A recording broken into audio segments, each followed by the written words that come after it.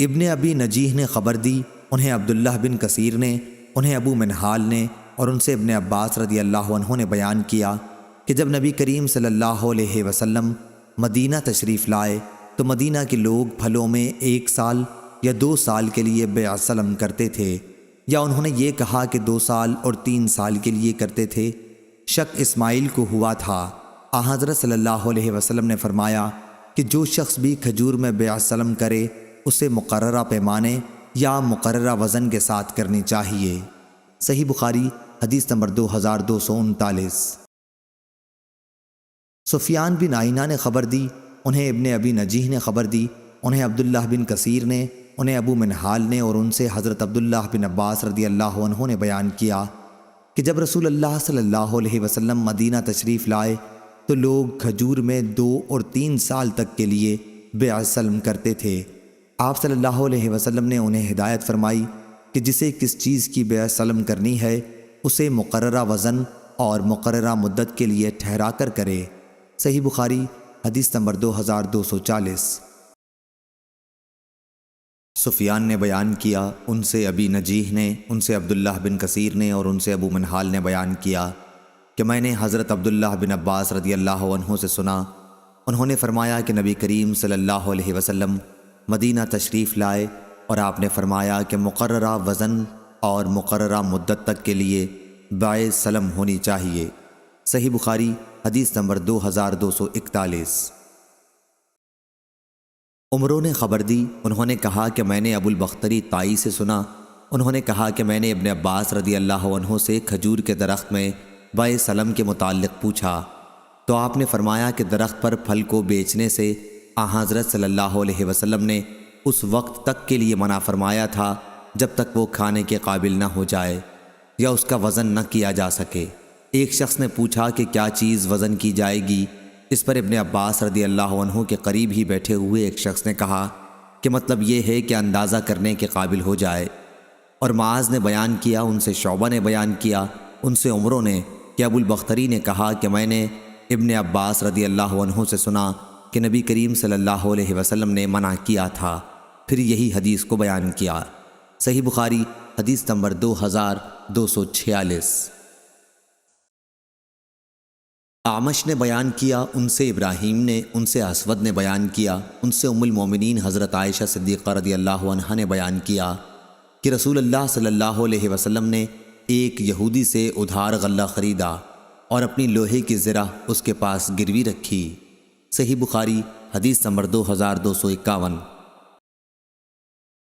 اعمش نے بیان کیا، انہوں نے کہا کہ ہم نے ابراہیم نخعی کے سامنے بیع سلم میں گروی رکھنے کا ذکر کیا تو انہوں نے کہا ہم سے اسود نے بیان کیا اور ان سے عائشہ رضی اللہ عنہا نے بیان کیا کہ نبی کریم صلی اللہ علیہ وسلم نے ایک یہودی سے ایک مقررہ مدت کے لیے غلہ خریدا اور اس کے پاس اپنی لوہے کی زرہ گروی رکھ دی تھی۔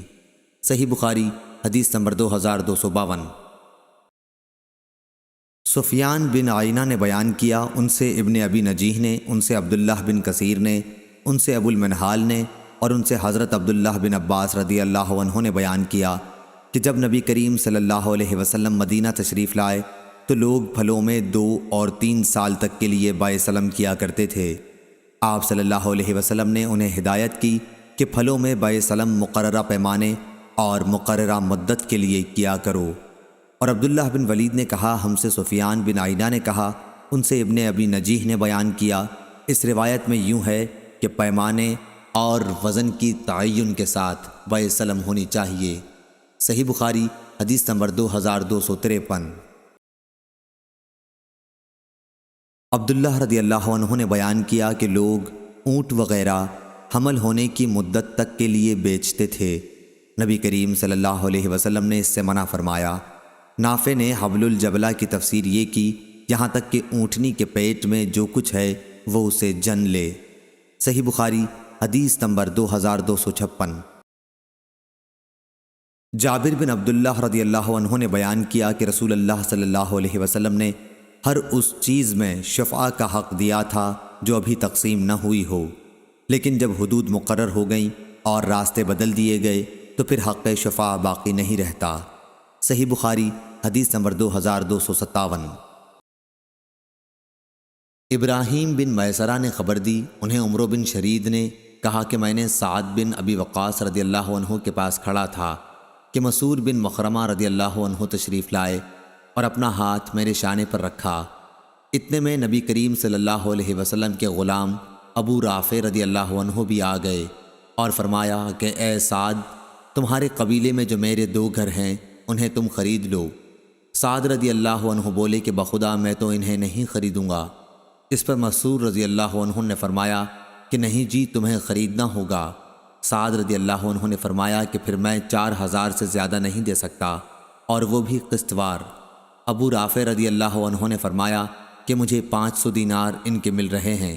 اگر میں نے رسول اللہ صلی اللہ علیہ وسلم کی زبان سے یہ نہ سنا ہوتا کہ پڑوسی اپنے پڑوس کا زیادہ حقدار ہے تو میں ان گھروں کو 4000 پر تمہیں ہرگز نہ دیتا، جبکہ مجھے 500 دینار ان کے مل رہے ہیں۔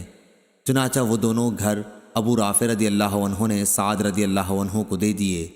صحیح بخاری حدیث نمبر 2258۔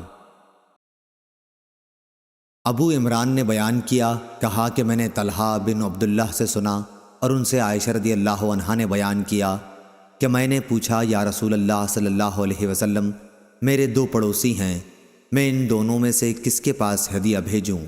آپ صلی اللہ علیہ وسلم نے فرمایا کہ جس کا دروازہ تجھ سے زیادہ قریب ہو۔ صحیح بخاری حدیث نمبر 2259۔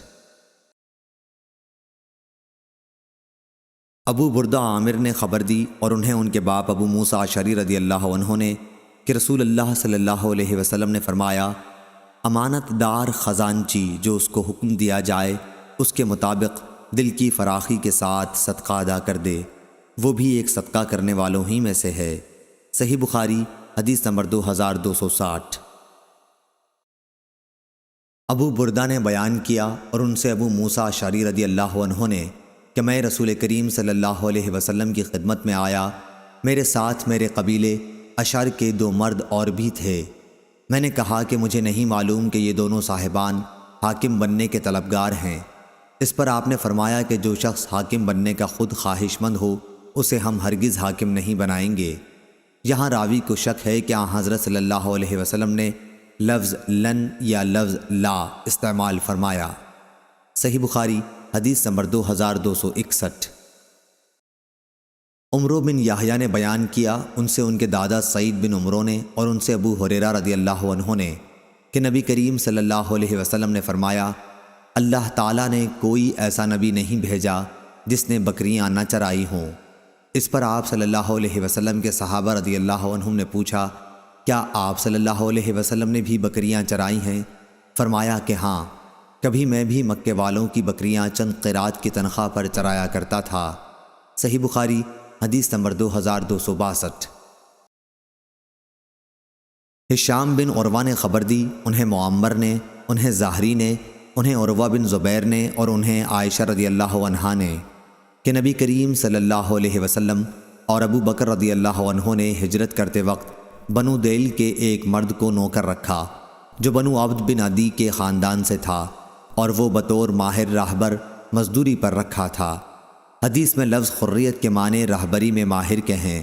اس نے اپنا ہاتھ پانی وغیرہ میں ڈبو کر عاص بن وائل کے خاندان سے عہد کیا تھا، اور وہ کفار قریش ہی کے دین پر تھا، لیکن حضرت صلی اللہ علیہ وسلم اور ابو بکر رضی اللہ عنہ کو اس پر بھروسہ تھا، اس لیے اپنی سواریاں انہوں نے اسے دے دیں اور غار ثور پر 3 رات کے بعد اس سے ملنے کی تاکید کی تھی۔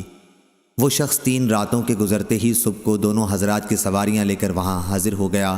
اس کے بعد یہ حضرات وہاں سے عامر بن فہیرہ اور اس دیلی راہبر کو ساتھ لے کر چلے۔ یہ شخص ساحل کے کنارے سے آپ صلی اللہ علیہ وسلم کو لے کر چلا تھا۔ صحیح بخاری حدیث نمبر 2263۔ ابن شہاب نے بیان کیا کہ مجھے عروہ بن زبیر نے خبر دی اور ان سے نبی کریم صلی اللہ علیہ وسلم کی بیوی حضرت عائشہ رضی اللہ عنہا نے بیان کیا کہ رسول کریم صلی اللہ علیہ وسلم اور ابو بکر رضی اللہ عنہ نے بنو ویل کے ایک ماہر راہبر سے مزدوری طے کر لی تھی۔ وہ شخص کفار قریش کے دین پر تھا۔ ان دونوں حضرات نے اپنی دونوں اونٹنیاں اس کے حوالہ کر دی تھیں اور کہہ دیا تھا کہ وہ 3 راتوں کے بعد صبح سویرے ہی سواریوں کے ساتھ غار ثور پر آ جائے۔ صحیح بخاری حدیث نمبر 2264۔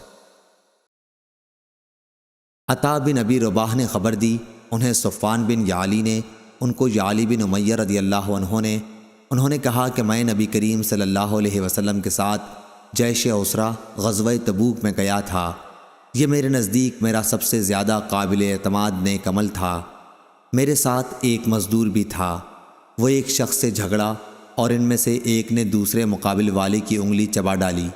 دوسرے نے جو اپنا ہاتھ زور سے کھینچا تو اس کے آگے کے دانت بھی ساتھ ہی کھنچے چلے آئے اور گر گئے۔ اس پر وہ شخص اپنا مقدمہ لے کر نبی کریم صلی اللہ علیہ وسلم کی خدمت میں پہنچا۔ حضرت صلی اللہ علیہ وسلم نے اس کے دانت ٹوٹنے کا کوئی قصاص نہیں دلوایا، بلکہ فرمایا کہ کیا وہ اپنی انگلی تمہارے منہ میں چبانے کے لیے چھوڑ دیتا؟